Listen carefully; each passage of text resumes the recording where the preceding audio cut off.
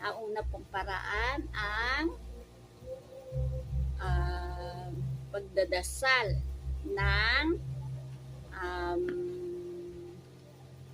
Most Sweet Jesus, Redeemer, act of dedication of the human race to Jesus Christ the King. So ito po ang prayer. In the name of the Father, and of the Son, and of the Holy Spirit. Amen. Most sweet Jesus, Redeemer of the human race, look down upon us, humbly prostrate before you. We are yours, and yours we wish to be, but to be more surely united with you. Behold, each one of us freely consecrates himself today, your most sacred heart.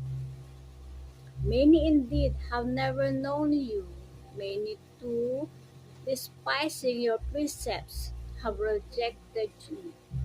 Have mercy on them all, most merciful Jesus, and draw them to your sacred heart. Be King, O Lord, not only of the faithful who have never forsaken you, but also of the prodigal children who have abandoned you. Grant that they may quickly return to their Father's house, lest they die of wretchedness and hunger. Be King of those who are deceived by erroneous opinions, or whom discord keeps aloof, and call them back to the harbor of truth and the unity of faith, so that soon there may be but one flock and one shepherd. Grant, O Lord, to your church assurance of freedom and immunity from harm. Give tranquility of order to all nations. Make the earth resound from pole to pole with one cry.